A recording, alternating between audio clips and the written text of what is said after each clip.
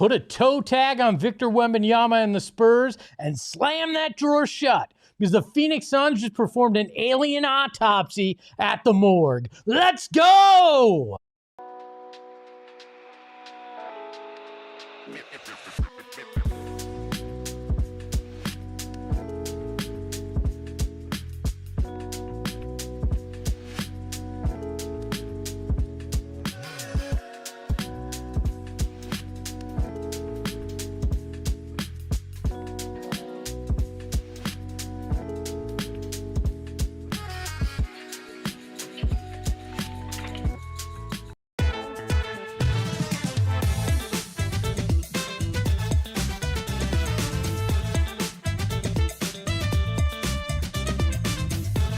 Psychos and sickos unite for an It's Always Fun to Beat the Spurs edition of PHNX Suns presented by Bet365. Download Bet365 app, use code PHNX365, deposit 10, place a bet for 5, and get $200 in bonus bets. I'm Eric, that's Espo. We got the freckled mamba behind the Mac making all the magic happen. Steven is out at the morgue talking to everybody post-game as the Phoenix Suns take down the San Antonio Spurs. They shut down Victor Wembanyama 130-118, winning consecutive games for the first time all year and handing the Spurs a loss for the first time all year. Espo, it feels real good to be a Suns fan right now. The Phoenix Suns are better than most of you thought they were going to be. Suck it, haters. Suck it, San Antonio. We had to bring that back.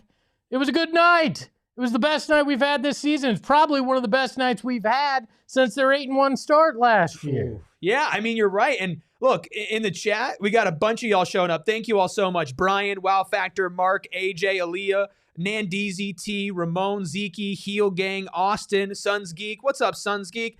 Hit that like button while you're here. Let the good vibes roll. Hit that subscribe button as well. Thank you to everybody who tuned in for our watch along. That was a ton of fun.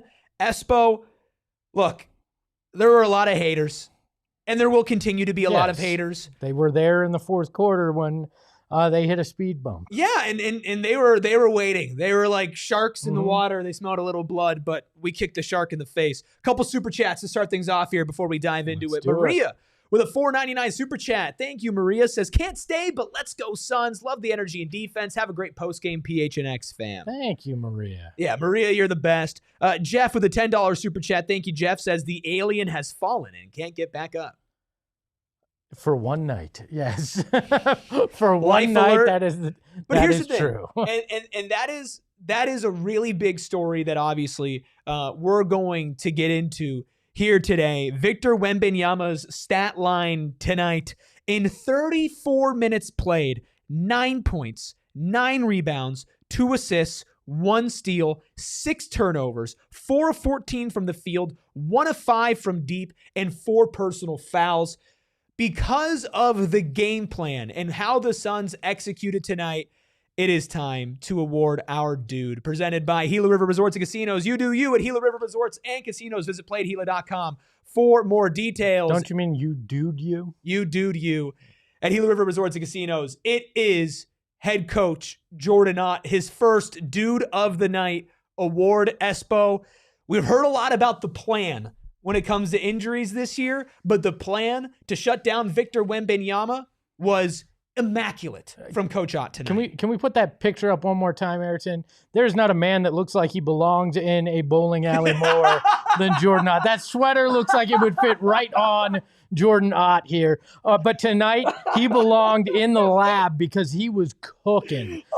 He came out with the perfect game plan and really was unique in his approach. I mean, if I told you Royce O'Neal was going to be the guy that they relied on primarily to guard Victor Wembanyama, and he'd have 1 basket in the entire first half, you would have told me to put down whatever I've been smoking and then go check myself into a rehab facility because that wouldn't be the case. But Jordan Ott had it and knew it was going to work, it seems, and went with it.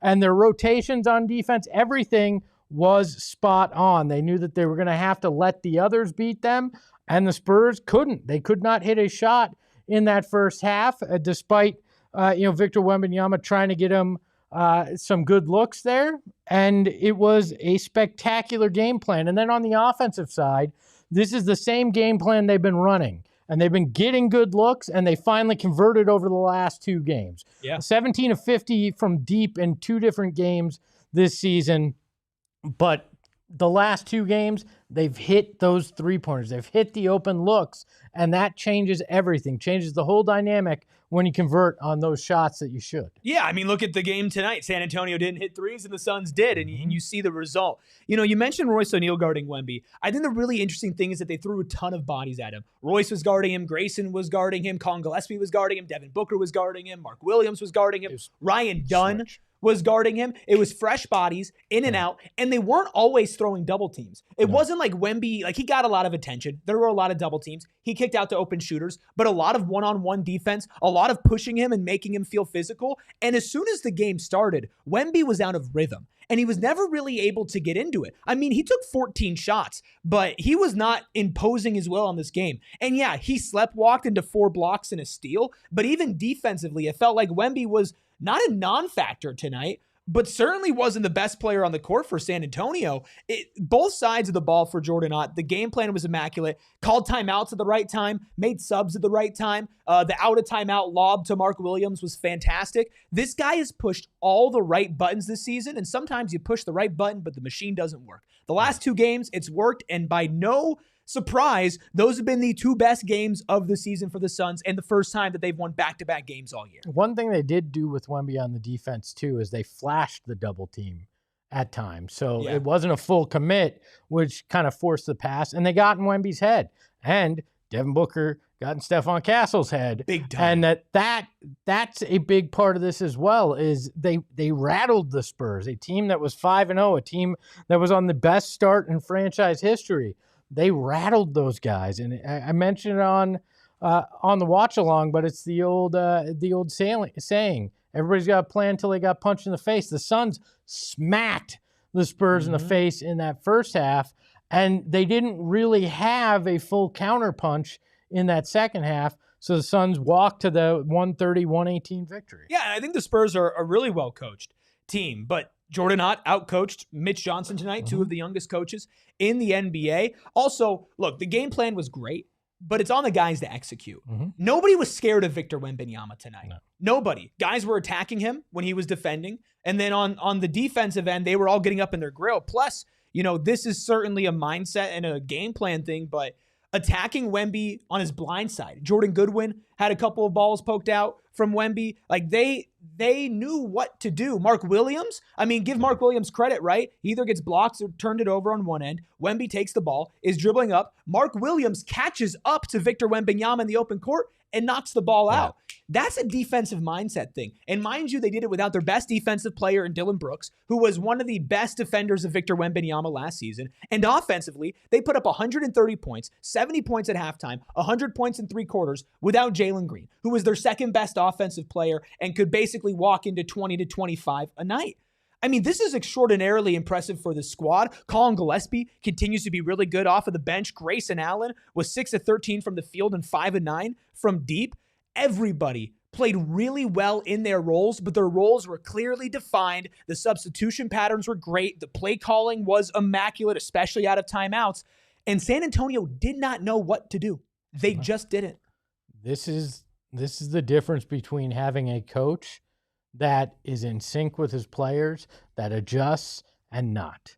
We saw last year they were not in alignment with their head coach. They didn't believe in that. They, in a lot of ways, didn't believe in the guys next to him. Too, this year, they believe in their teammates. They know that Jordan Ott is going to call the right kind of things in games, and they're going out there and they're executing the plan that he's giving. They're going out there with confidence in doing it, which is a huge part of this. Because if they don't believe in themselves, nobody's going to believe in them.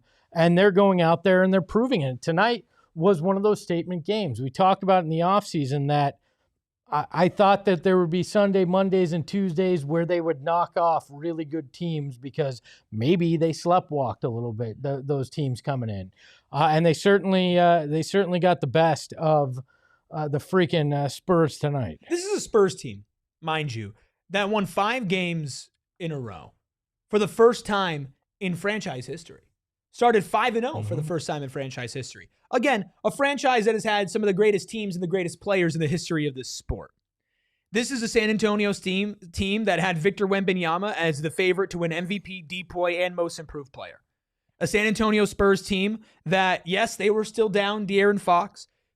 Yes, they did lose Dylan Harper, which I think was a pretty big loss for them. He had 12 points and a half. They actually played a better half without him in the second half. They did. Yeah, but the fourth quarter for San Antonio, the 40-point fourth quarter for them was a total fluke. But even the first half of that fourth quarter, And Gabe says this is a young Spurs team, though. I hear you, but this is a Spurs team that if you keep track with national NBA coverage, which I know a ton of the people who listen to this podcast do, if you keep track of it, the Spurs have basically been anointed. Victor Wembanyama's been anointed. Maybe not as the best team in the West, but as one of, right? Well, I mean, you guys were trying to get me to say that he's already a top 5 player. I think he plays NBA. Like it almost like he was averaging 30 and 15. A top 5 player doesn't go and do what happened tonight.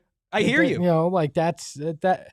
So I think there is some crowning these guys before they're ready to be crowned here. But I'm going to bring this up. There are all sorts of bedwetters out there that have spent the last week losing their minds, right? Just completely peeing their pants, wetting the bed, freaking out about this team, and and then they find ways to poke holes at what's going on right now, saying, "Oh, well, the Spurs are this, the Spurs are that." Well, it's not that big. Either you're going to buy into this team when they play well and be frustrated when they don't, but you can't have it both ways. You can't complain about the defense for the first 3 or 4 games of the season and then say, well, the Spurs just didn't hit their shots tonight. No, that's not how it works, because they played good defense tonight. That's why the Spurs didn't hit their shots. They had a great defensive game plan the last 2 games that worked. So you can't then sit there and try to tell me that, well, the defense, it wasn't the defense tonight. Yeah. I hope that you had that plastic cover on your bed and that you did not ruin your mattress with all the bedwetting that you did over the last week, because guess what? Well, you were sitting there saying that this isn't the team that we were promised. This isn't the team and the mindset that we thought we were getting, that you didn't think Jordan Ott was that guy because of some of what happened in the first 3 games.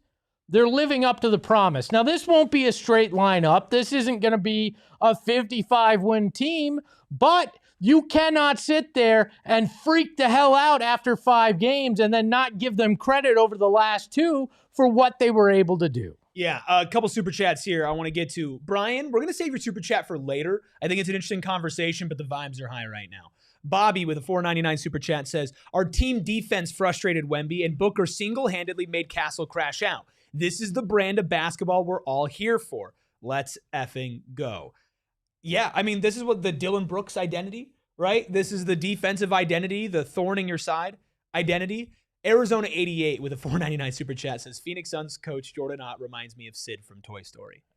Except for this time, he's the good guy. He certainly has that look. Maybe Sid was the good guy in Toy Story, and we just have it wrong. I don't know if I've laughed harder this season than when you said Jordan Ott looks like he belongs in a bowling alley. I mean, he looks like he fit right in there. Dude. That's so funny. Well, he was our dude of the night, but who will be our blue-collar boy? We'll tell you. Plus, we'll get into the numbers. Plus, we'll give our love the play of the night, and we'll do all of it on the other side of our first break. We're having lots of fun here on PHNX Suns, but one thing that's not fun is when you get in an accident or suffer a serious injury. And the lawyer that you hire does matter. That's why you need to call Mark and Alexis Breyer, the husband and wife law team. Their team brings hundreds of years of combined trial experience with multiple certified professionals in personal injury and wrongful death. The State Bar of Arizona has certified less than 1% of all lawyers as specialists in injury and wrongful death litigation. You get access to an attorney at all times. Never play phone tag trying to speak speak with your attorney. Call your paralegal, schedule time with your lawyer, and know that you'll have the support that you need. Plus, they are actual trial lawyers. If your case needs to go to trial, they're ready. Their practice is 100% dedicated to injury and wrongful death. And of course, nobody can guarantee the outcome of a legal case, but they can promise you some things like canceling your fee agreement at any time for any reason. You'll receive as much in your pocket as they receive for their fee, even if they have to reduce their fee to do so. If you've had a serious injury, call the Husband and Wife Law Team first at 602-783-8841 or visit their website at husbandandwifelawteam.com. Your Victor Wembanyama just called that number because that was quite the injury he took tonight at the hands of the Phoenix Suns. I got to tell you a story about Game Time. Okay. My friend the mayor, Derek Montilla, called me up and said, hey, I was supposed to get hooked up with some tickets for the big NASCAR race this weekend, but they didn't come through. Do you have any connections? I said, you know what? I don't got a connection. I'm just going to go to Game Time and buy you and the wife 2 ducats. Whoa, you bought the tickets? I'm going to send you to it because there was miscommunication. You can get your tickets. I said, I know right where I'm going to go. I'm going to go to Game Time because I'm going to get the best deal possible. And if somebody else has a price that beats it, I know I'm going to get my money back on that as well. Game Time was the easiest experience I've had. I went straight to their website, looked up tickets for it, and bought them within 3 minutes. No lie. 3 minutes from the text that Derek sent to the tickets hitting his inbox. It was that easy, and I got the best deal that there was, and it was unbelievable. I even used the customize your spot and saw where my seats were going to be, well, where Derek's seats were going to be, and said that was great. So take the guesswork out of buying your NASCAR tickets, your NBA tickets, whatever it is with Game Time. Download the Game Time app, create an account, use that promo code PHNX for $20 off your first purchase. Terms apply. Again, create an account, redeem that code PHNX for $20 off. Swipe, tap, ticket, go. Download the Game Time app today. Thank you all so much for joining us. David, Charles, Kev, Jeff, Red Hawk, Hidden Sun Village, Nick, Eric, Red Hawk, I said Red Hawk twice, just such a really cool name. Wow Factor, Aaliyah, and Mike from Mesa with a $1.99 super chat. Thank you so much, Mike. Says, teams aren't going to want to play the Suns in the playoffs. This is now 2 games in a row, as I ask you to hit that like button, hit that subscribe button, that Jordan Ott's coaching has been on full display. Mm-hmm. Now, a lot of the times it's a results-based industry. His coaching's been on display the whole season, but when you win a game like you did on Friday against the Jazz, which we were sitting here 48 hours ago saying this is the best game of the season for the Suns. 48 hours later, right now, we're saying this is the best game of the season for the Suns. 2 unique matchups. A team that you had lost to earlier that has 3 7-footers starting, and then the San Antonio Spurs who hadn't lost a game and started an absolute monster at center. Jordan Ott came in with a game plan, and these guys are so bought in, and the game plan is tailored to the players he has on his roster. You know, if this team were to get to the playoffs, obviously that's a long shot right now. That's a lot of adjustments that are going to need to be made from a coaching perspective. Even if it's 2 years from now, a year from now, 5 years from now, if Jordan Ott is the head coach of the Phoenix Suns, which I think all of us expect, that type of mindset and that type of coaching will directly translate to success when the games matter the most. 100%. And my daughter's really obsessed with Lego right now, right? And when you build without instructions, sometimes you got to figure out, okay, what piece am I going to use where? How's it going to work? And at first it doesn't look maybe like a lot, right? It's not impressive, but then you build on top of it, right? You build and you keep building, and then all of a sudden you're like, I get it. This team is about building on top of what you start with. And yeah, there were mistakes early on. They started to clean those up. There were different little things that they needed to. Slowly but surely, you're starting to understand the plan. And again, won't be a straight line. There will be steps backwards. There will be things that happen. But you know that Jordan Ott is going to continue to tinker, look at the film, figure out how to adjust and how to get his guys to where they need to be for it to succeed. Tonight, Friday against the Jazz, you saw what this looks like when this plan works together and when all these pieces click in place. Yeah, another super chat. Keep the super chats rolling. Again, Brian, we'll get to your super chat later. Be calm. We'll get to your super chat later. $9.99 super chat from Michael says, the Suns are so much better this year. The future looked bleak. The assets seemed minimal. Grayson Allen and Royce O'Neal have real value. I'm not sure what this team is yet, but we have a future. And Kev says, with the $2 super chat, Book reminded y'all what it looks like to masturbate fouls. Look, there are people in the chat who are calling. I got to read the super chat. No, I know. That was more of a look at him than you reading it. Look, a lot of people in the chat are calling to talk about a certain somebody, and I think it's time to name our blue collar boy of the night. This one seemed pretty clear. It is Ryan Dunn. Ryan Dunn, Espo, had himself one hell of a game. 17 points, 5 rebounds, an assist, a steal, but realistically, it was the eye test. His defense on Victor Wembanyama, his hustle, his team high plus 32 and plus minus. Best game of the season for Ryan Dunn, also 3 of 4 from deep. Well, it was the big one too, right? The Yeah. Suns had let the Spurs kind of get back in it. They had cut it down to 14, and Devin Booker probes the defense, finds Dunn in the corner, and he hits the big one. We talked about it the other night. I don't need him to shoot 75% like he did from deep tonight. I need him to shoot 33, 35 in that range and hit that big shot. He did it tonight. If he continues to do that, he's going to be out there at the end of the game because he came up big on both ends of the floor, brought that energy, brought that hustle, did the rebounding like we've seen him do as well. Like overall, this was a fantastic night from him, and I really enjoy watching him continue to grow. This is off topic. We'll get back to Ryan Dunn, but Michael Ramirez in the chat says, hashtag Kobe Brea is in Espo's head. He got a layup. Oh, he made his NBA debut, got a layup, hit some free throws. Way to go, Kobe Brea. So as we talk about Ryan Dunn here, I want to go back to last game. 7 attempts from 3 for Ryan Dunn. I think he was like 0-5, 0-6. 1 of 7 He was what 1 he of finished 7. with. But that's why it was so important that he continued to take shots and hit that shot at the end. Mhm. Because today, what happened? His first shot, his first 3 of the game, he hit it. Mhm. His second 3 of the game, he hit it. His third one, he missed. He missed in a pretty big spot. But he had hit 3 threes in a row at that point. The ball finds him on a great Devin Booker pass, which we will talk about Devin Booker here soon. And he hits a massive 3 to kind of quell that Spurs comeback. Ryan Dunn continues to get better. It is important that he continues to shoot, even when the shot's not falling, because on nights like tonight where it is, it adds a completely different element for this team. Yes, I mean, we talked about it. If the offense gets those shots from him, it dramatically changes the entire equation. Because defenses can't cheat off of him. You now have another guy that they have to be honest on out at the three-point line, which then also opens up his ability to be aggressive. Because if they're out on him tough at the three-point line, that opens up the cut for him, which he's so good at, right?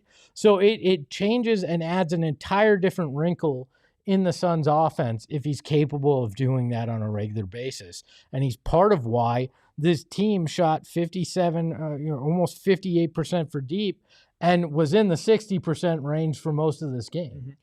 A good point from Paul Martinez in the chat says, Dunn stayed out of foul trouble, which is big. 1 personal foul tonight, and with guarding Wemby to only get 1 personal foul, I mean, that shows a lot of restraint. Now, that's a different type of matchup than what he's usually been on, which is that creator on the perimeter, the James Hardens of the world that have given him a little bit of trouble, but he's still a very versatile defender. And he just had overall his best game of the season, even though statistically speaking, outside of points, pretty weak game from him. 5 rebounds, 1 assist, and 1 steal. That's not awesome from Ryan Dunn. Comes from he's had like 8 or 9 rebounds a game for a lot of the games, lots of stocks, but just the eye test. And by the way, that only in 27 minutes as well. Yeah, interesting though. You bring up the fouls in general. No Sun had more than 4, right? That was Royce O'Neal, who a lot of times was on Wemby. We talked about pregame that not getting in foul trouble was going to be a major key. Steven even mentioned it in his keys. They did that to perfection. Now, there were a lot, they had 26 as a team, but it was spread out and nobody got in foul trouble, which is in part because of what you talked about with Jordan Ott's defense, rotating a lot of guys through Wemby as well. Great job, and Dunn with 1 is fantastic based on how we've seen him play so far this year. 199 super chat from Lonnie. Thank you so much, Lonnie. Lonnie and OG around here. Says, our defense and Book's assists, exclamation point. Agreed. We got to now. Like, look, we're almost 30 minutes into the podcast. Thank you all for being here. Thank you all for listening on audio, watching on YouTube after the fact. If you're on TV watching us as well, thank you all so much. Hit that like button. Hit that like button. Hit that subscribe button because we're about to talk about the guy. 28 points, 13 assists, 10 of 15 from the field, 2 of 2 from 3, and 6 of 6 at the free throw line. Devin Booker, in 35 minutes tonight, was the best player on the court, point blank, period. This guy is damn good at basketball. He shot the ball when he needed to, but those assists, Espo, 13 assists. We've talked about the potential assists. You brought up the stats all season. Those potential assists turned into real life assists tonight. 9 in the first half. Wow. I mean, he was distributing the ball, even scoring 14 in the first half, 14 in the second half, if I'm doing my math correctly. And, you know, that is what Devin Booker does best. But those 13 assists weren't even the best part of his game tonight. Well, it was. You want me to wait on that? Here's the thing. Hold on. We don't have to wait, but let's just get into our Love the Play presented by Arizona Lottery. Love Arizona Lottery play and gift today because I know exactly what you're talking about. And in a game full of really good plays, this sequence was the best. Oh, I was just going to say, in general, getting in Stephon Castle's head. Absolutely. Completely. And essentially, I mean, down the stretch, he drew 3 fouls in a matter of a minute and a half. Awesome. And then he also broke him right before halftime, getting a technical on him. Like, he was tormenting Castle all game. And that Devin Booker, when he is talking his talk, when he's going out there and backing it up the way he was tonight, the assists, the spin cycle that he put Castle in at one point, Devin Booker was peak him tonight. Lonnie, another $1.99 super chat. Thanks, Lonnie. Says Mohawk Book tonight. The way that he was moving was special. You know what I really love about what Book has been doing? It's what Deborah said in the chat, saying and smiling the entire time. Yes. And enjoying the evil smile. The evil smile. The evil smile. Ever since that loss against Memphis, when Devin Booker missed 2 big threes at the end and led to the most recent loss for this team, Devin Booker on the court has not only looked like the best player, but he's hustled. He's played good defense. His offense has been impeccable. And I'll say it, his body language has been incredible. He has looked like a great leader. Jordan Ott talked about it after Friday night's game against Utah. Jordan Goodwin talked about it in shoot around the next day. There's been a lot of questions about who Devin Booker is as a leader, as a player, and as a Phoenix Sun. And Devin Booker is shutting everybody up right now. There is not a better shooting guard in the league when he was going than Devin Booker, okay? This guy is the best Phoenix Sun of all time by my money, and I'm tired of every single time something slight goes wrong. Feels like everybody's ready to pile on him. This guy is a good leader, and he's an even better basketball player. And I will sit on here on this microphone, and I will defend that until the day I die. I mean, that smile is him saying, you wouldn't last an hour in the asylum I grew up in. He looks at everything he's been through, all the crap he's dealt with, the narratives that have come and gone, and the new narratives that appear every time he does something. And he just goes out there and torments, right? And yeah, he heard, and he knew that those first halves in a couple of those games earlier this year weren't good enough. You know what he did? He went out there and he's dominated the last 2 first halves. He made it very clear.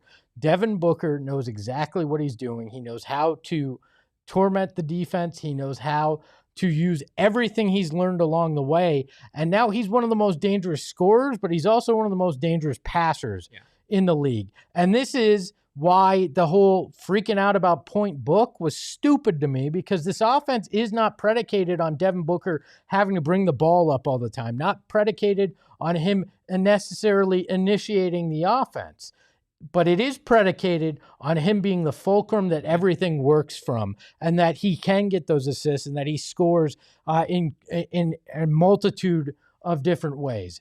Devin Booker has answered the bell and has answered it in a big way, especially over the last 2 games. Look, I think a lot of people who don't fully agree with what we're saying would hear that and go, here we go. Devin Booker apologists. Guys who will defend Devin Booker if he does nothing wrong, if he does everything wrong. I want to remind people on the one bad game that Devin Booker has had this season, when he shot 10 shots. I sat on here on this show and I said, that is unacceptable. He needs to play better. He needs to be better. When this guy isn't good enough, we call it out. The problem with the people who are waiting for us to call it out all the time is this dude's pretty damn good every single night. Yeah. I mean, that's the thing. I mean, we called him out on the bad first halves as well and said they need him to come out and set the tone because they were falling behind too often. Yeah. And that's what he's done. Like, if there are people that hate on Devin Booker, they're going to continue to hate on Devin Booker regardless of what he does. None of that is going to change. And I tell you, and I've said it on this program, my theory as to why is there's still a bunch of people that have their underwear in a bunch because of the way he scored 70 in those early first few years and the way Earl Watson used him, right? And I think that got under people's skin and they could never let it go. And they're the same people that continue to complain about Devin Booker to this day because they got nothing better to do and they don't want to believe their own eyes, believe the stats. They just want to complain. So one last thing here before we hit a break, read your super chats and get to the numbers. I get what you're saying. There are people like that who never want to admit that they're wrong. I think the thing that bugs me is that there are people who have had a front row seat to watch what this guy has done for this franchise over the last now 11 seasons. They have seen him do it on the biggest stage. They've seen him do it across multiple iterations, young teams, up and coming fun teams, championship level teams, 60+ win teams, big 3 teams, all of that.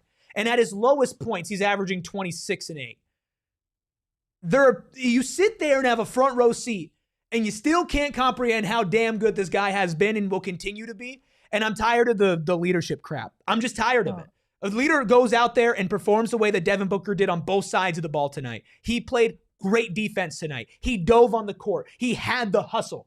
This is a quote-unquote finesse player who is not just playing with finesse, but still plays some of the prettiest basketball, like that little turnaround fadeaway, great ball movement on the Suns. Ball was whipping around. Book gets it in, drives into the paint, spins, turns, goes over the other shoulder and hits it. There's not many players in basketball who are doing that and are doing that as good as Devin Booker. You need to acknowledge and you need to appreciate him while he's still in the league. It's 100% true. And yeah, some people are never going to get it. I do not think they will ever get it, nor do they want to let themselves get it. And that's fine. I mean, you call last year an off year for Devin Booker. That's a career year for most guys. And he's come out and he understands that he's got to be the man now because he's the last one standing from that previous group. And he's answered the call for that as well. And if you don't like that, if you can't see it, that's a you problem. That's not a Devin Booker problem. That's not a Phoenix Suns problem. That's not a Suns fan problem. That is a personal you problem, and you probably should get that checked out. Yeah, you should get that checked out, and you should continue to check out PHNX Suns presented by Bet365. We'll get to your super chats and buy the numbers after our second break. Speaking of our friends over at Bet365, whatever the moment, it's never ordinary. And over 90 million users worldwide get the pleasure of opening up the Bet365 app. You can talk about the great interface, the great experience, but I like to talk about all their deals. Early payout offers across all sports, NFL offers throughout the season on Thursday Night Football, Sunday Night Football, and Monday Night Football. And of course, they have their NBA same-game parlay boost that both Espo and I took advantage of tonight.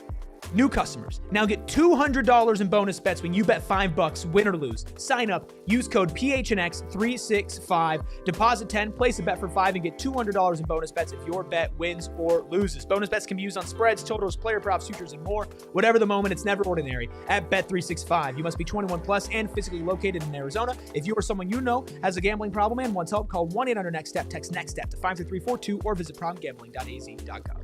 One of my favorite places to go, and we were there last week, Eric, is Gila River Resorts and Casinos. They've got 4 of the best casinos in all the desert. And you know what city I'm talking about, too. They've got Wild Horse Pass, Lone Butte, Vicuiva, and Santan Mountain.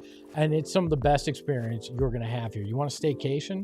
You go out to Wild Horse Pass. Unbelievable resort. even better casino, and the dining options are just superb.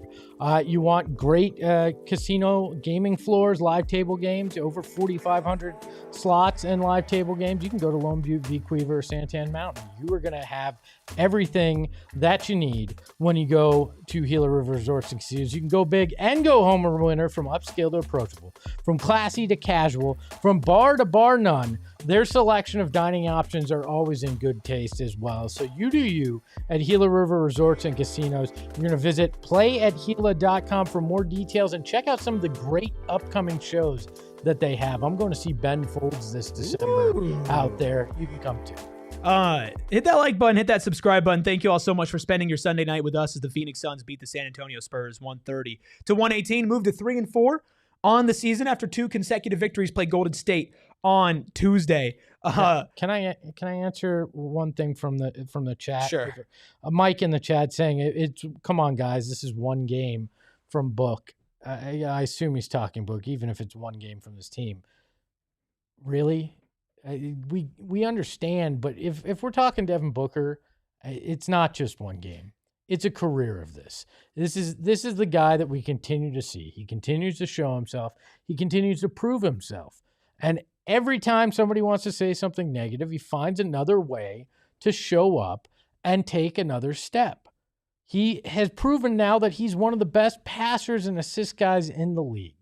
We continue to talk about the potential assists. He ranks 3rd in the NBA. I'm guessing he might even move closer to 2nd today after what he does. Like this is a guy that continues to prove and improve every facet of his game. And the I'll do it from the Olympics is his mentality with everything. He will go out and he'll do what's asked of him. And he's continued to do it at a high level. All-time chat name just popped up. I mean, literally incredible. Frecklebomb? No. Jurgens Jerk. 13 assists as a non-true point guard is a crazy, crazy stat. Thank you so much, Jurgens, for no free ads, for being in here. That's one number. Let's go take a look at the rest of them. It's time for By the Numbers, presented by Desert Financial Credit Union, Arizona's #1 credit union, named by Forbes. Espo 130-118 is the most important number, but the rest of them, they look pretty damn good. This is like one of those center folds, you know. This is just a sexy looking By the Numbers tonight. Suns shot 58%, 46-79 to the Spurs 45%. 45 of 98. Yeah, that's right. They got 19 more shots than the Suns and still lost this game by, 12 points? Yeah, not a great night for the Spurs. The Suns were extremely efficient behind the arc. They were 19-33, which is 57.6%. And the Spurs were just 10 of 41, 24% from deep. The free throws not as off as I thought they were going to be. Suns were 19 of 22 for 86%. Spurs only had one more free throw, 18 of 23, even though the refs tried to make that a larger gap down the stretch. Their rebounds, Spurs had the slight edge, 41-39, and assists. Well, the Suns kicked the Spurs' ass when it came to dishing the rock. 34 assists to 21. That's right. The Suns had 34 assists on 46 makes. So 34 assists on 46 makes. That's utter domination. And the eye test backed it up tonight too. The eye test, it wasn't just, okay, the Suns were hot from 3. The Suns dominated pretty much every single facet of this game. And when you look at that and what San Antonio's done, I don't care. People are already trying to poke holes into what San Antonio did. Oh, all their wins came over weak teams. They beat the Mavericks by 30 points on opening night. They beat the Pelicans and they beat the Nets, the Raptors, and the Heat. Look, the Heat have been playing out of their mind. The other 3 teams they played in between their first and last game, you know what? They're not that great. Guess what? Not many teams started off 5-0. Okay? Mm-hmm. And the Suns are according to a lot of people who are already, trying to write off multiple teams, including this one. The Suns are in that category with the Nets and the Pelicans and the Raptors, right? And the Suns beat them. And they didn't just beat them. It wasn't like they survived an onslaught from Victor Wembanyama and they just somehow eked out a win. No, they dominated. They dominated them. And you all are dominating the Super Chats here today. Let's go ahead and get to a Super Chat that was sent at the beginning of the show. Brian Smith with a $5 Super Chat. Thanks, Brian. Brian! Yeah. Says, thoughts on the offense seeming to look better without Dillon Brooks. I think it's an interesting point. I don't think it's causation, maybe a little correlation. Yes, they have looked better, but they're starting to hit a lot of the other guys open are hitting looks. shots, and that's not Dillon Brooks' and fault. that maybe part of it, Dillon did take a lot of shots, but this is Royce finding a stroke. This is Grayson finding a stroke. This is Colin Gillespie figuring out who he is. This is Devin getting in a full rhythm. Like, I don't want to just say, oh, Dillon Brooks isn't out there, so the offense is better. I think it's much more complex than that. Now, I am slightly concerned that it's going to be a bit of adjustment to work him and Jalen back into this lineup. It's like 40 shots. Well, and how does the offense move the ball as fast? Are you going to get the same looks initially? That's a whole nother adjustment that Jordan Knott's going to make. But luckily, we've seen him continue to make adjustments along the way, and I think he'll be able to handle that one as well. I'm not too worried about it, Brian. I think it's an interesting point to bring up because there are times where it just feels like Dillon Brooks will go down and just kind of chuck a shot. Mm-hmm. And one of the big hallmarks for the Suns the last couple of games has been ball movement. Yep, 100%. And not taking early shots, but making that extra pass. I'm not worried about it, though. But when he comes back in, we'll see when he comes back and when Jalen comes back. We'll maybe talk a little bit about that when Steven gets on the show. And we'll do it tomorrow on our 3 o'clock show as well.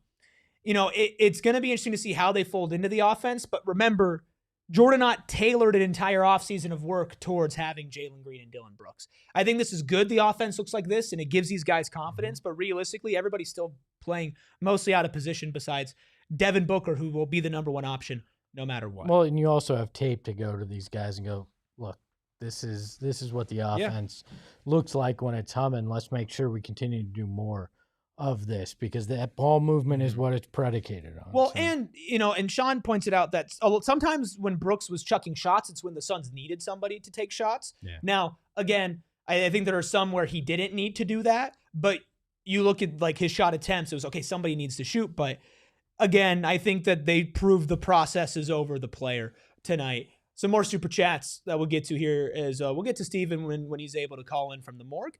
Be Calm See Clearly is checked in, Ayrton. And you got no dogs to bark behind you tonight. No dogs. I'll gladly read this one. $2. Be Calm See Clearly. Yes. Snatch Attack Suns.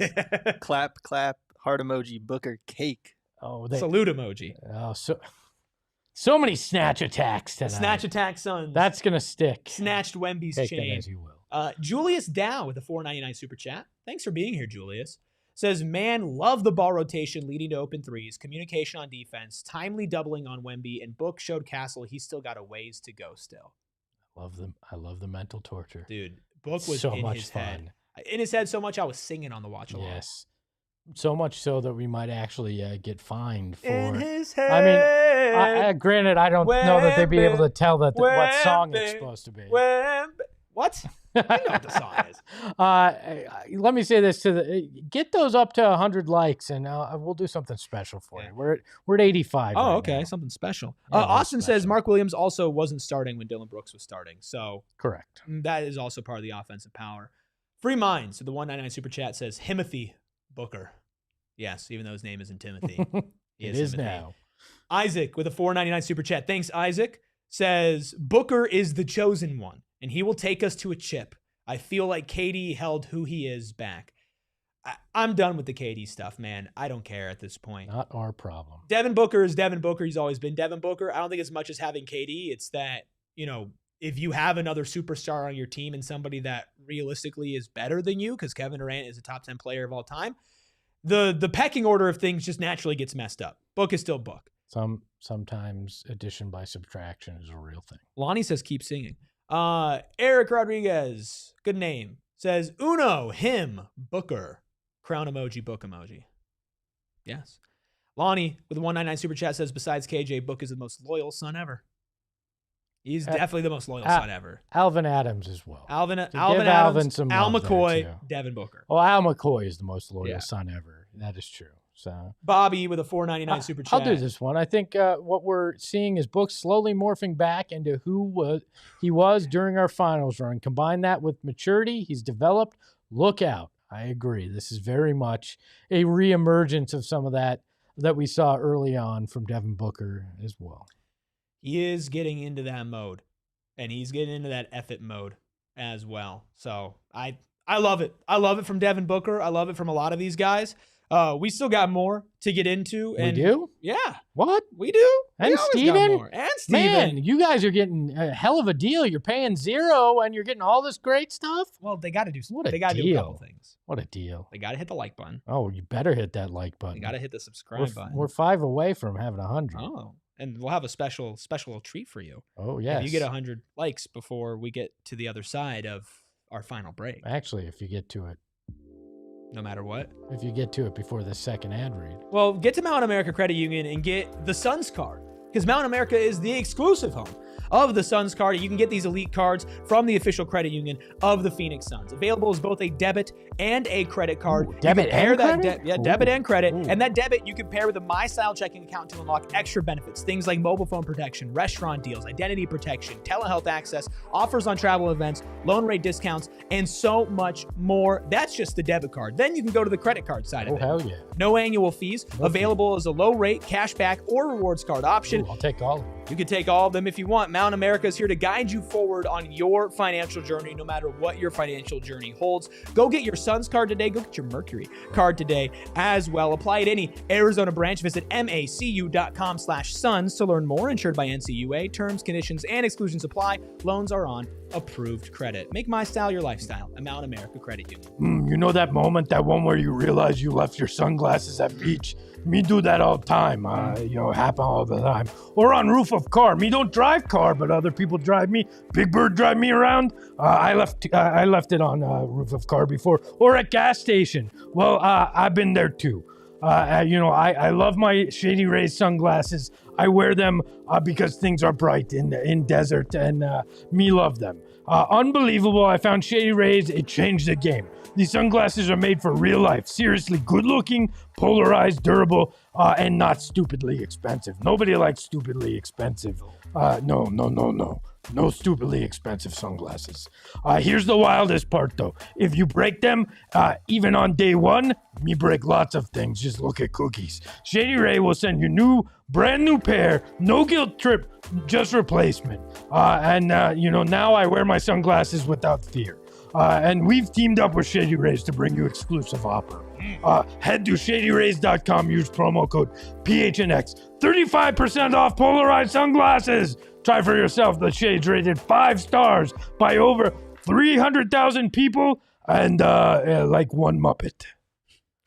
Hit the like button, hit that subscribe button. We did it 100, so we'll have a little special surprise for you. The Phoenix Suns beat the San Antonio Spurs 130-118 to move to 3-1 at home on the season, 3-4 overall, 1 game under 500, getting ready to take on the Golden State Warriors on Tuesday. We'll hear from Steven. He'll be calling in here in a little bit. Hopefully we'll have some sound just as well. I know I want to talk about something, but Espo, you told the people.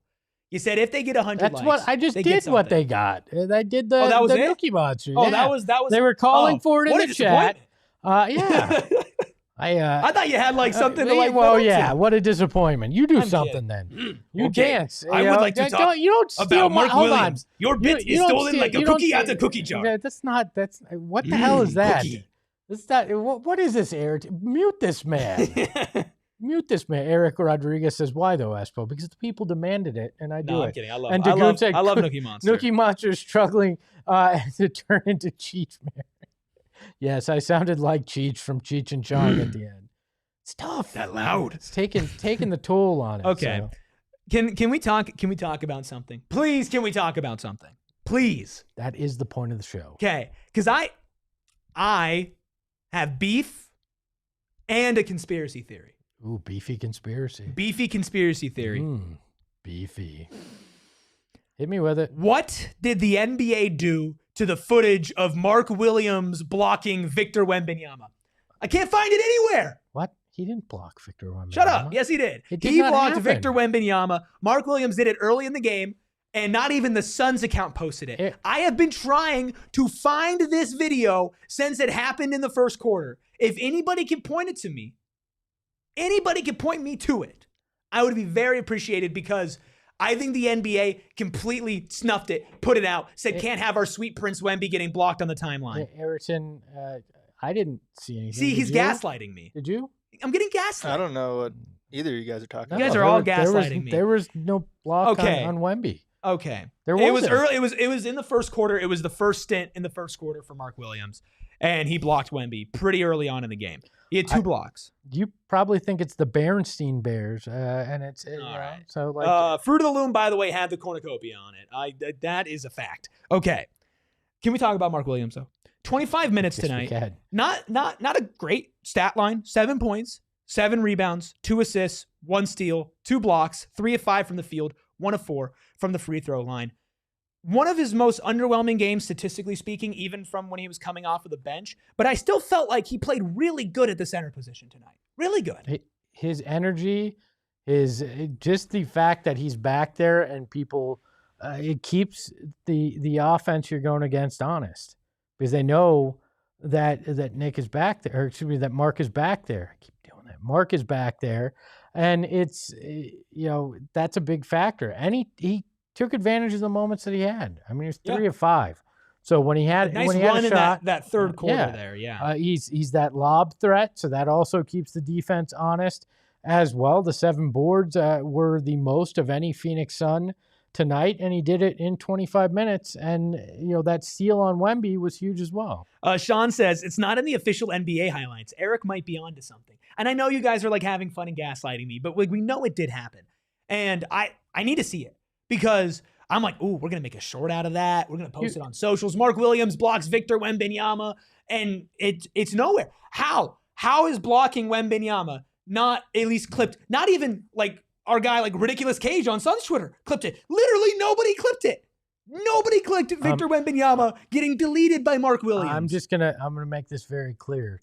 Tomorrow, no national show will talk about this. There will be 0 coverage of Victor Wembanyama getting shut down, because the NBA doesn't want it to happen. I need to see it. They do not want it to happen. I know it happened.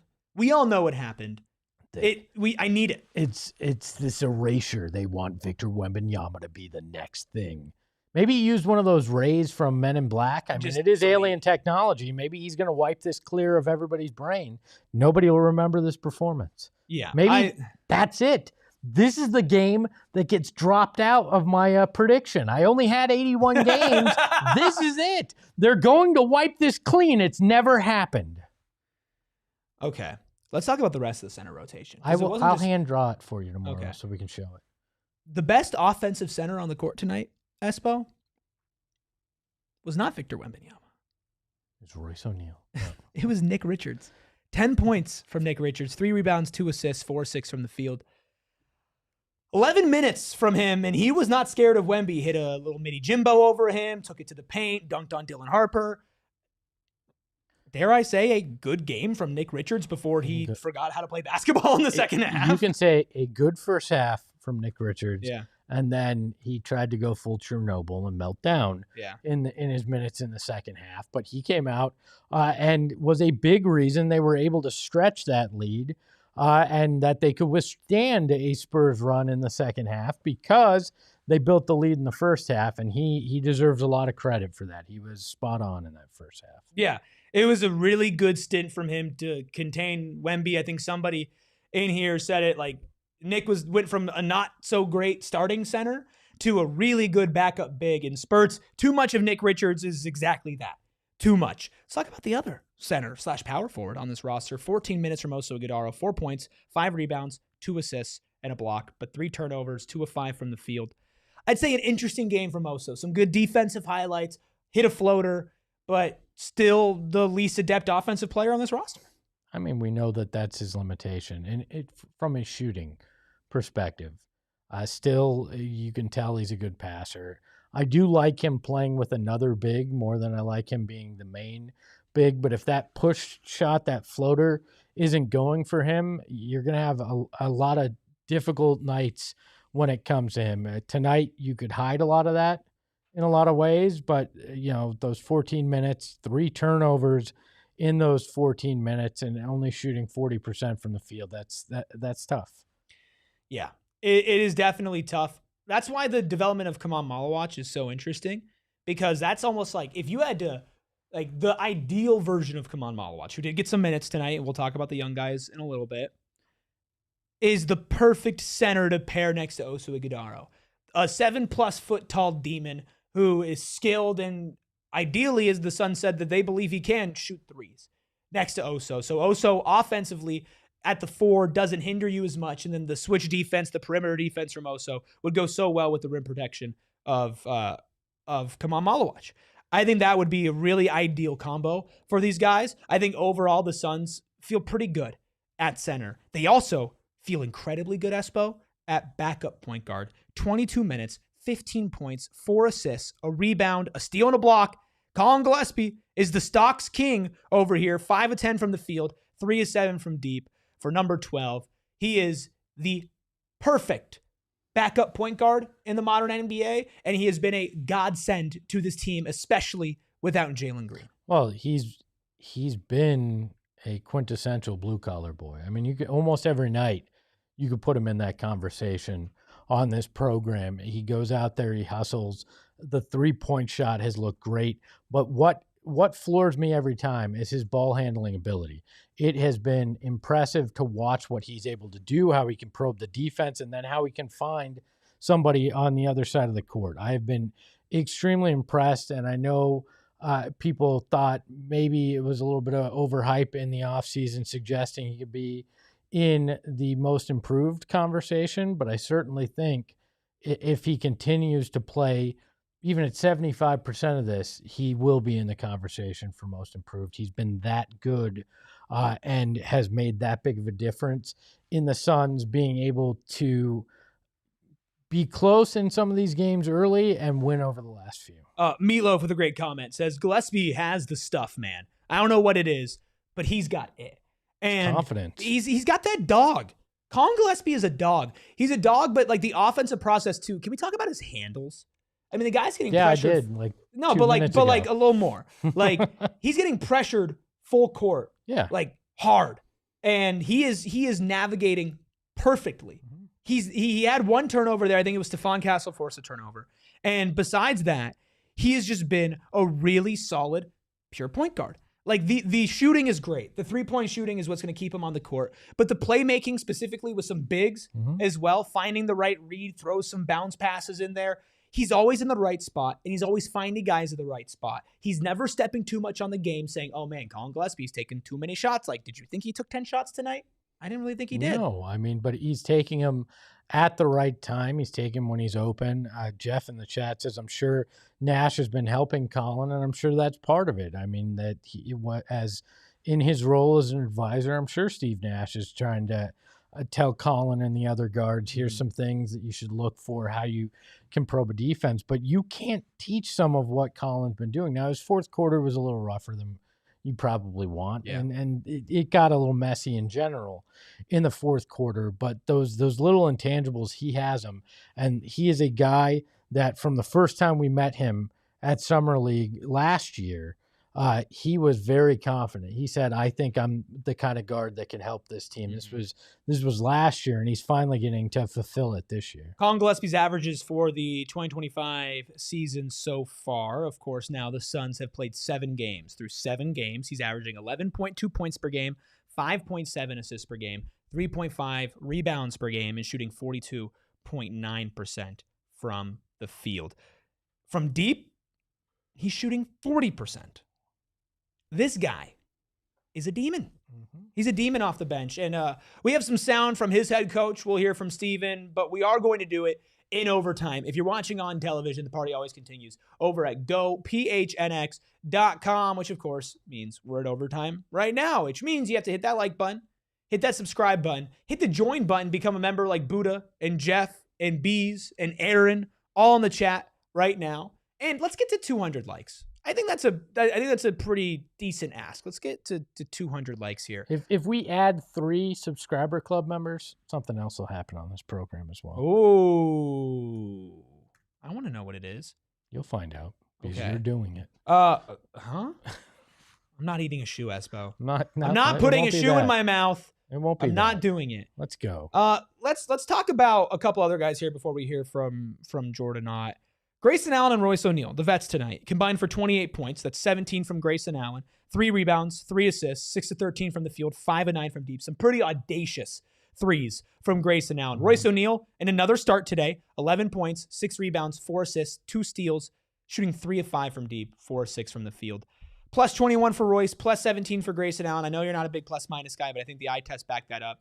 Their three-point shooting and their willingness and their effort on defense have been perfect in replacement for Jalen Green and Dylan Brooks, as they will not be starting in the ideal version of this team.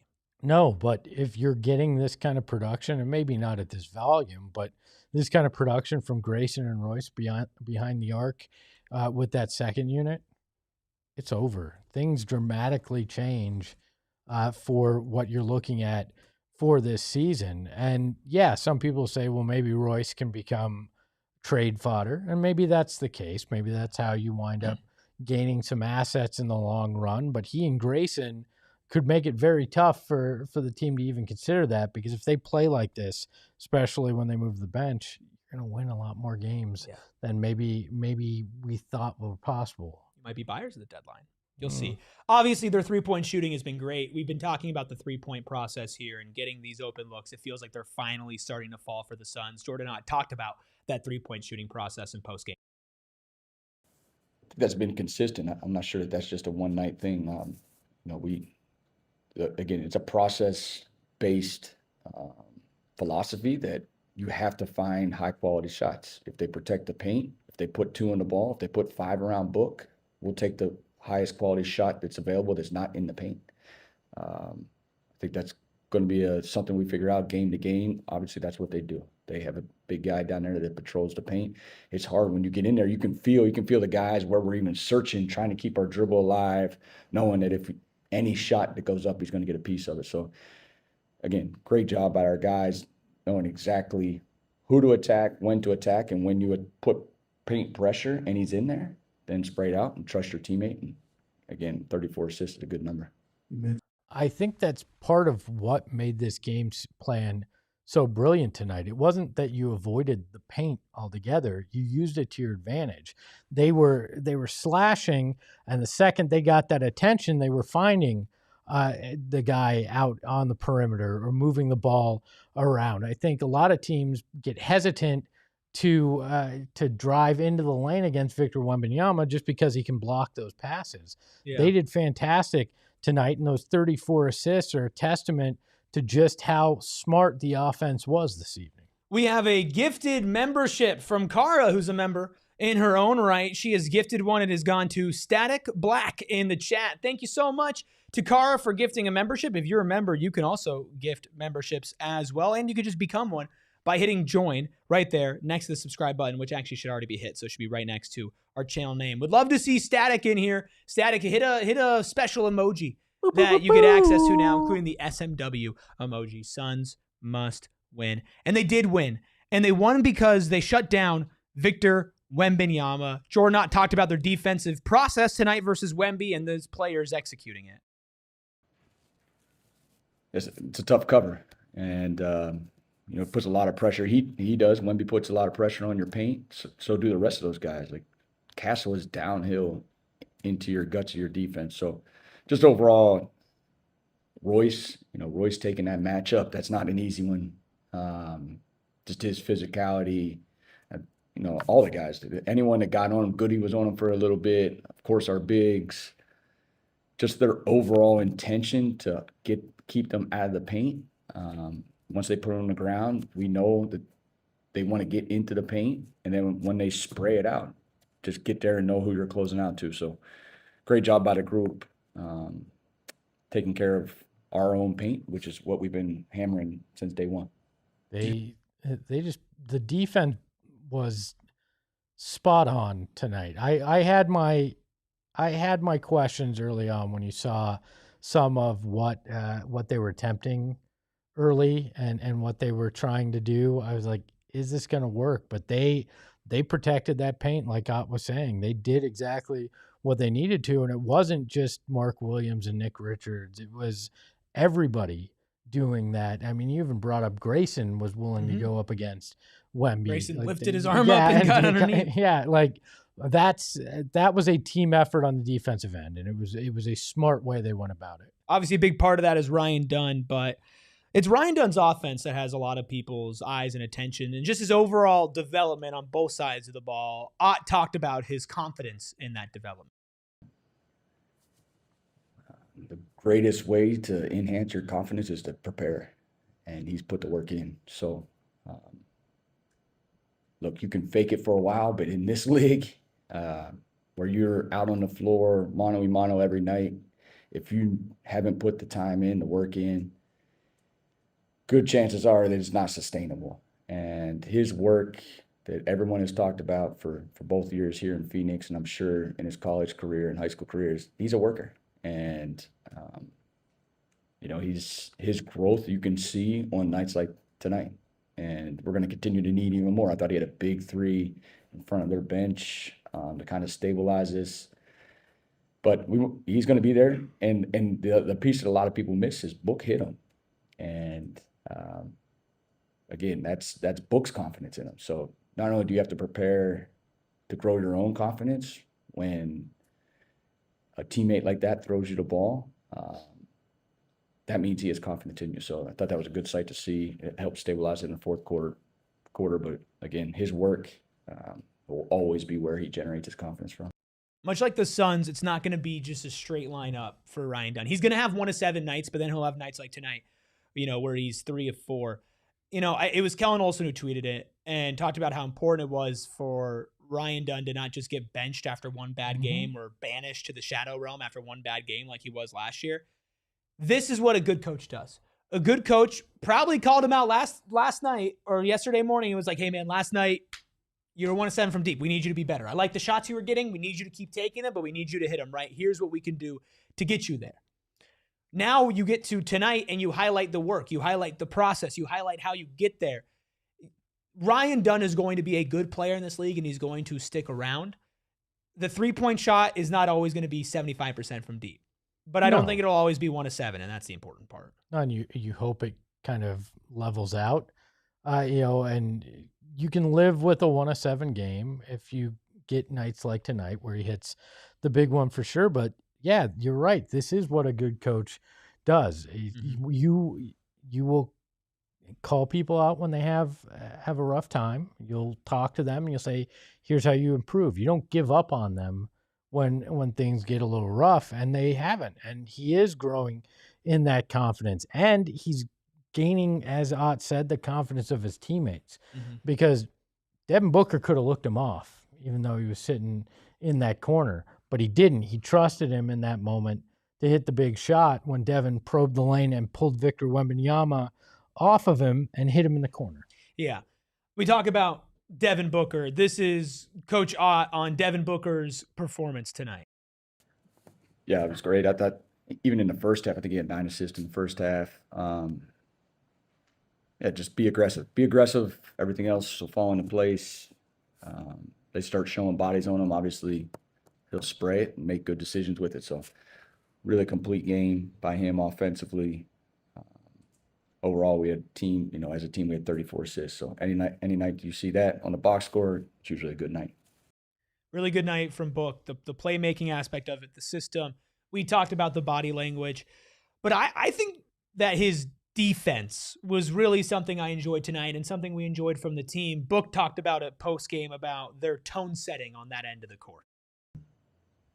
I think it gets me going guarding somebody that's involved in a lot more actions on the other end instead of playing help defense most of the game. So last game it was Keontae George instead of Garden, Flip, and tonight same thing. So just trying to set the tone.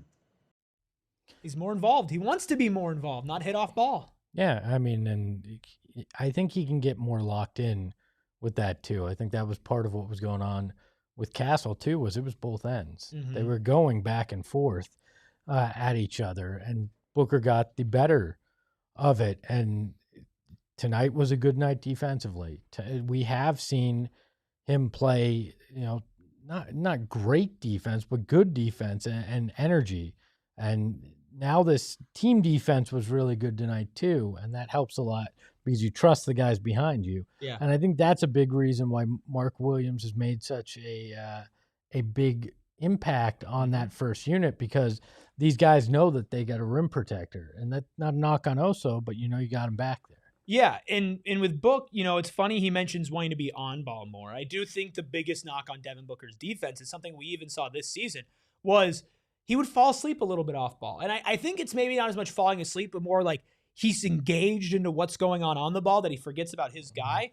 A lot of time, the star offensive players kind of want to be hid. Maybe for Book just to be that killer and to continue to be in there and be present defensively is what he needs. Plus, like you mentioned with the Stephon Castle thing, well, FU attitude gets you going. Stephon Castle was hooping a little bit. He was hitting some shots, and then Book started getting into his business, going down on the other way of the court. And then that was something that just kind of got that killer mentality in Book going, had that little smile when he was shaking his head and everything. Just an all-around good game from Devin Booker. Book also talked about why he believes and trusts in his pass mentality instead of just shooting the ball every time. Yeah, I mean, some people don't like that sometimes, say I'm overpassing, but then you see nights like tonight where, you make the right play and we make the shots we're supposed to that, I believe in my team that they can make, and I've seen them do plenty of times. And now we have a comfortable lead, and that gives me the chance to score with more space now. Yeah, that was essentially, I've been passing like this because they're the right passes to make, and they hit them tonight, and now you all see why I'm passing the way I am, because this will happen. That's the way this offense is run, and I'm doing what needs to be done. Yeah, and I think, it's so interesting because I have been the guy who had one game so far this season. Oh my God, somebody sent me the Mark Williams block. It didn't happen. No, oh my God, dude, James, the producer of the All NBA show, sent it to me. Oh my gosh, we're making it short out of this. James, thank you so much. This absolutely rocks. They are gonna take our YouTube channel down when you put that up. He found it. They're gonna be like, no, this cannot exist. Sorry, I'm sorry. I got totally distracted. Did. What was I talking about? I have no clue because you were talking about. Oh my God. Me, so. I was saying I called Book out. So I called Book out in that one game for not shooting. And sometimes it felt like he was a little passive, and sometimes being passive wasn't the right play. But 98% of the time, he's making the right play, and that's what a lot of superstars don't do. Guys, I've been looking for the Mark Williams block on Wemby because the NBA had it erased off the face of the earth. We can't show you highlights on this show, but we will make a short out of it, I promise. But Book's passing has always been probably his second best asset as a player beside his scoring. He scored tonight. Well, you'd say that, right? Yeah, happy for sure. with it. 10 of 15. Yeah, did it efficiently. Got to the free throw line. Had 28 points. Still passed at a high level and did exactly what he was doing earlier in the year. This is the best version of Devin Booker. Is efficient on the shots, getting his teammates involved, being aggressive enough to get to the free throw line. That's what you want from Devin Booker. This was a perfection type night for Devin Booker. Mm-hmm. It was honestly great. One last thing from Book here. He just talked about the team's mentality through the ebbs and flows of this early season. Yeah, that was the first one with this team, and it's definitely something we talked about before the game, like stringing them together and understanding that we can turn over at any time, even after we had lost 3 or 4 straight.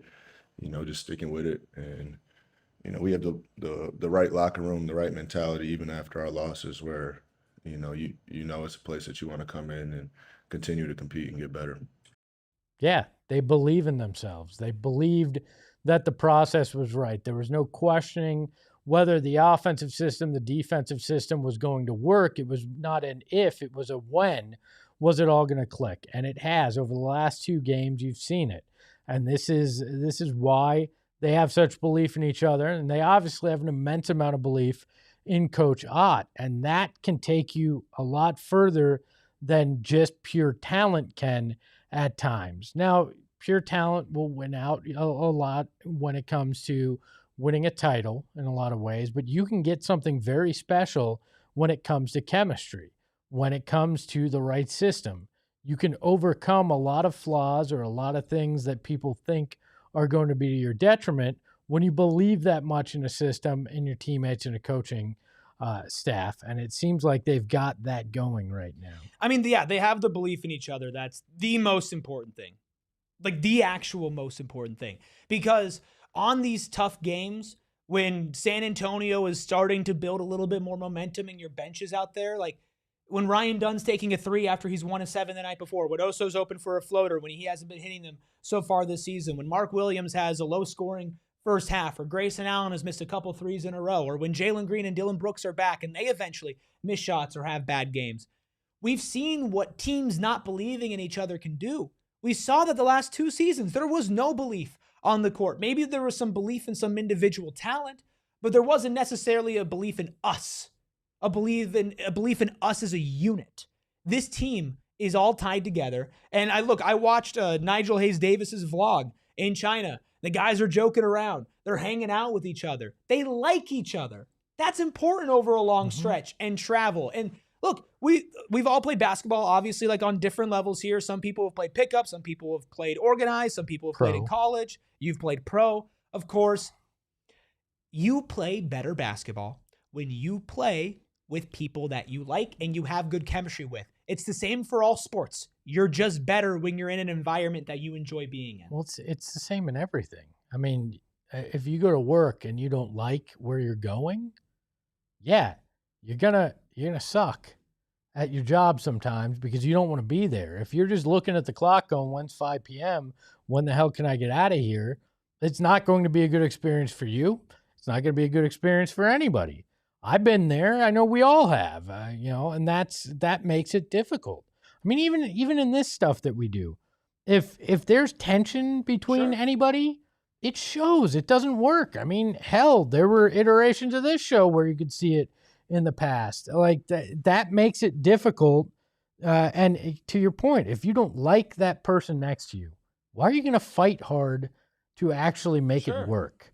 It's easy to give up, go in the corner and curl up and not try when you don't like the guy next to you. Like, you're not going to fight for everything. If you don't like your coach, you're not going to play as hard. Yeah. This team seems to have the right recipe, and you'll see. They'll be tested plenty of times this year.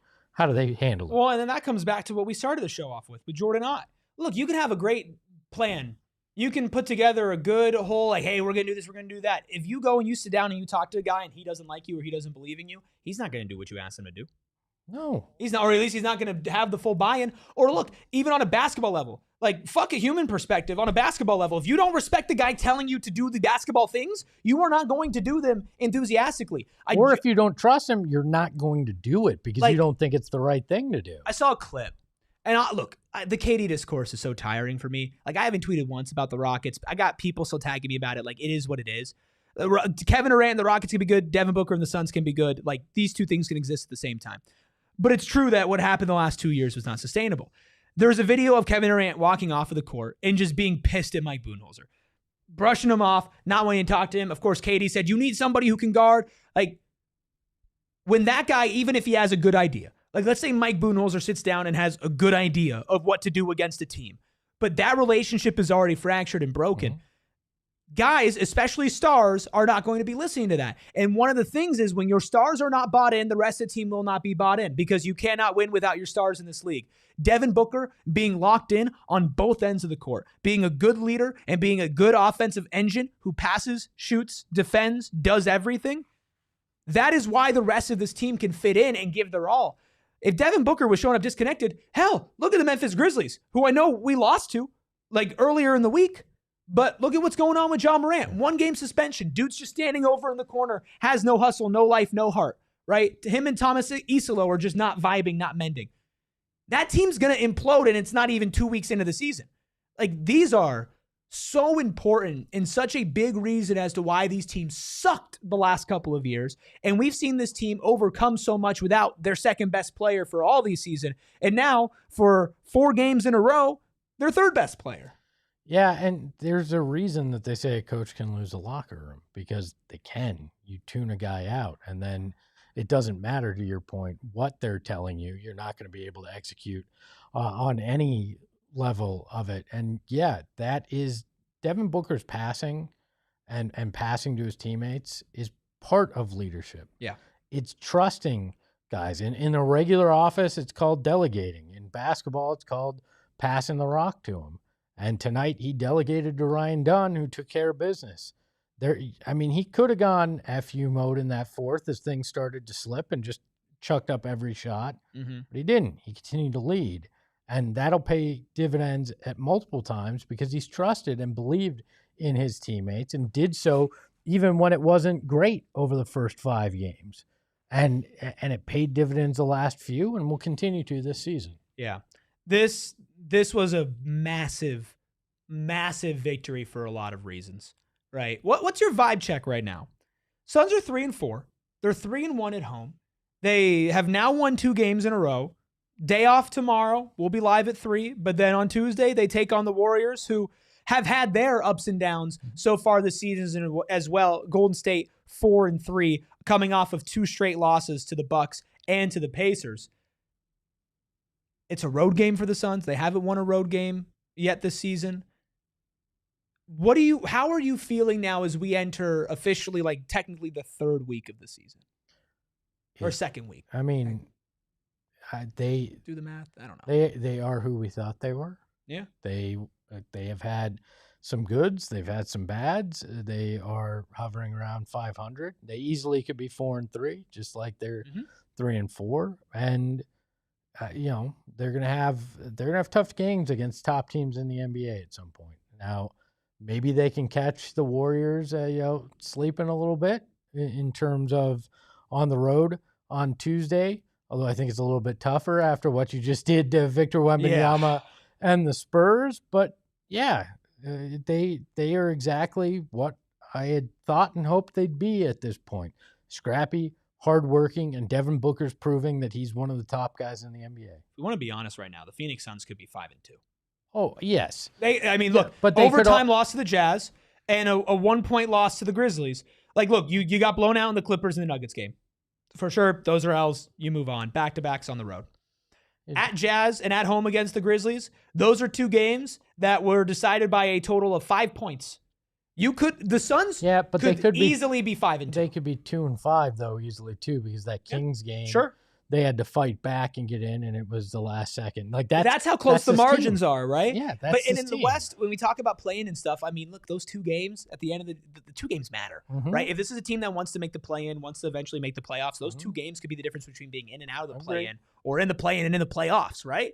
So you can't let it get you down too much, but these 2 wins are now good momentum builders. If this team strings together 3 wins in a row, you just game planned against Wemby. Now you go and you game plan, not against the same type of player, but a similar anomaly in Steph Curry, who defenses have a hard time shutting down. Coach Ott now has an off day and has defensive personnel to go out there and try to contain the Warriors. And if you remember last year, Oso Ighodaro's best game as a Phoenix Sun came when they played the Golden State Warriors, and I think that was his first career start. This is a tougher game than against the Spurs. You think so? Yes, in part because it's not young guys you're going against. This is fair. This is a very experienced team. Jimmy Butler, Steph Curry, Draymond Green. Like this is a group that knows what they're doing. And so even if you take away one guy, say you find a way to shut down Steph the way you shut down Wemby, there's other guys that have been the man before in situations. So I think it's a much tougher defensive scheme that he has to come up with in Jordan Ott to try to shut this down. Now, the biggest thing that they can do is play within themselves. Go out there, hit your shots, play frisky defense, and don't turn over the basketball, and you're going to have a shot regardless of what the Warriors do. Those are the things they can control. Yeah. And that's what they have to focus on, because even if Wemby had a good game tonight, I still think they win because they did those little things, right? And that's what they'll have to go and do in Golden State. Do you think Jalen Green plays? He was out again today. He's played back-to-back days of 5v5. Jordan Ott pregame said back-to-back good days, which is positive news for him. A day off on the road against a team that he struggled with in the playoffs the last time that he did play basketball. If you had to listen to your gut right now, is Jalen Green making his Suns debut on Tuesday? No, he's going to make it Thursday at home against the Clippers. I don't think you make it on the road. You don't think so? I don't. I don't know. Something about He it. might want to play the Warriors, though. Maybe. Something about it that I would imagine that maybe it's Thursday. But again, we thought it would have been one of the last two games. So what the hell do we know when it comes to this? I'm not even sure they fully know what to expect or when to expect it with Jalen Green. Yeah, I mean, look, this is something where we talked about it a lot in pregame. Of course, we're going to get into it in our 3 p.m. show tomorrow when all three of us are in studio. And yes, Stephen will be here very soon. We're getting all that set up now. I think there's a chance he plays on Tuesday. I think tomorrow, how he responds to back-to-back days of 5v5, maybe this is like he's listed as questionable, but he doesn't play type of thing, and then he does play on Thursday. Because that's the 2 days in between games, right? Mm-hmm. Okay. So if he doesn't play on Tuesday and then he doesn't play on Thursday, that's going to put us at almost a month now. Yeah, I mean, between the two injuries, if we get into the weekend and we have not seen Jalen Green, then I probably have some additional questions in regards to what's going on. At this point, I'm not concerned, but if we start inching into the weekend and early next week, there'll be questions that certainly need to be answered in terms of that. Yeah, definitely some questions that will need to be answered on the Jalen Green side of thing. But how about some questions for #OurGuy? It's time for our context check-in from the morgue, or what it looks like for him. Tuning in from heaven, it's Stephen Gardner calling in after a Suns 130-118 victory. I thought he might be in one of the drawers in the morgue. I don't know, man. It looks like you are. Us back? It looks like you're in the afterlife, man. Was the defensive process that good against Wemby tonight that it satisfied your basketball soul and you moved on to the next phase? It was heavenly? Yeah, my halo's shining. You see what's going on. I see it, man. How are you feeling? Suns back-to-back wins. Tough team against the Spurs. Can I actually ask you this? There are a lot of people who are trying to discredit the Spurs as a team. Can you just let people know how good the Spurs have been this season and how massive it was for the Suns to do what they did tonight? I mean, the record, they were, one of, if not the only remaining undefeated team coming into today? So, I mean, that alone says everything that you need to know. And mind you, this is a team that's operating without probably 3 or 4 main rotation pieces that just weren't available the last 2 or 3 games for them. So, that team is the real deal. I think they're going to be better than most people expect. I know we've talked about it. I feel like they have a chance to be top 6, and if they're top 6, then be ready for Wemby to be in MVP and Defensive Player of the Year conversations. And he might just walk away with both if they finish top 6 in the West this season. So that team is good, and they're going to get better and better. They have some execution things they have to clean up for sure.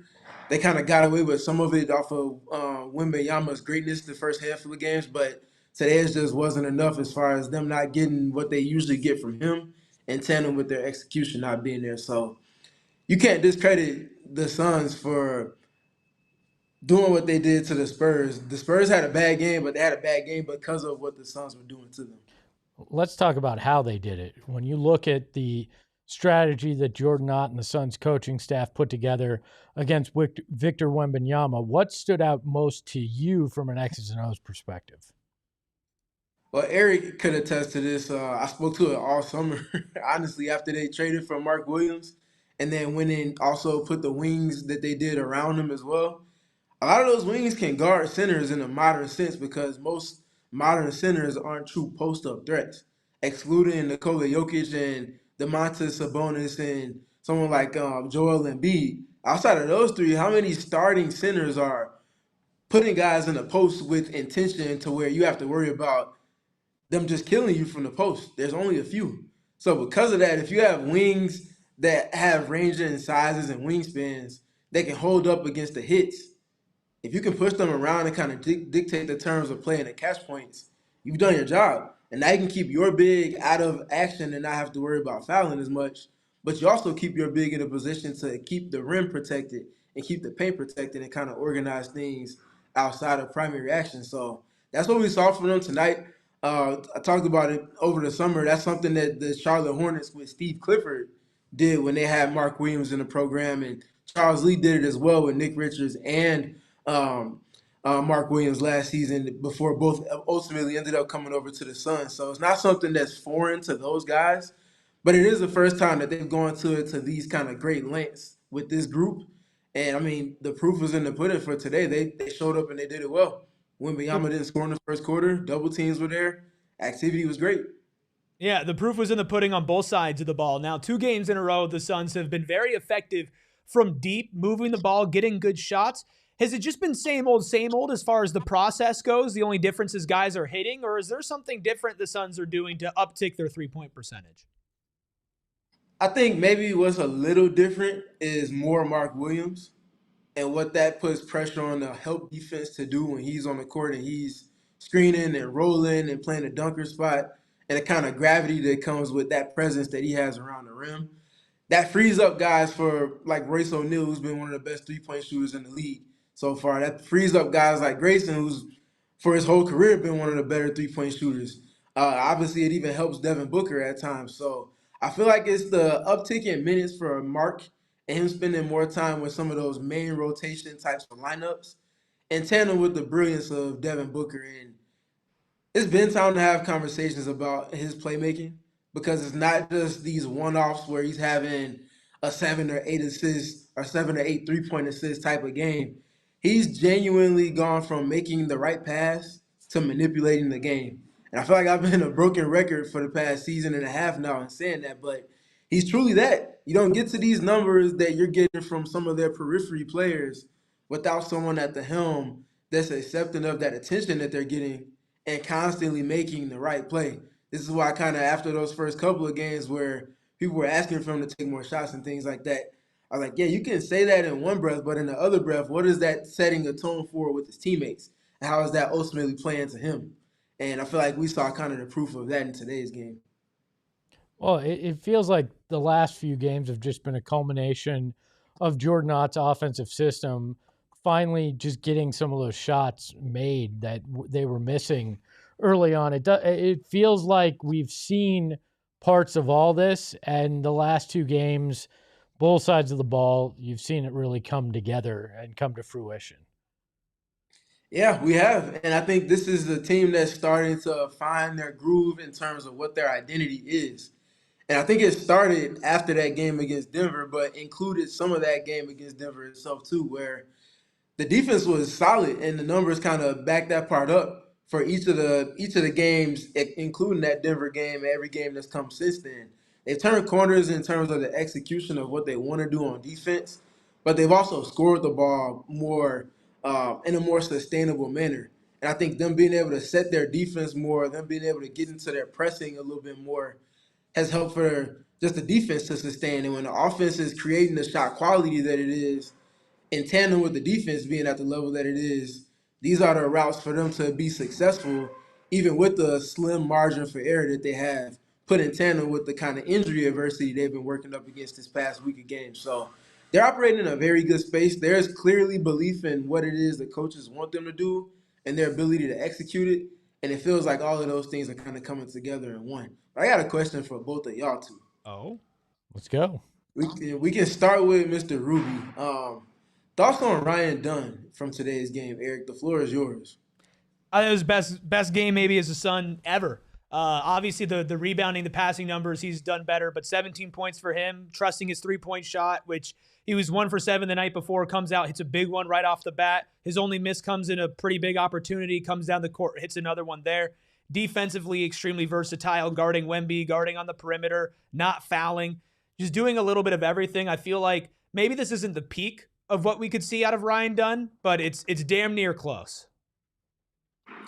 And Espo, for you, Mr. Horns himself, how have you enjoyed seeing it flash here and there with this new team the last couple of games? It's been great to see all this start to come to fruition and be able to play off that.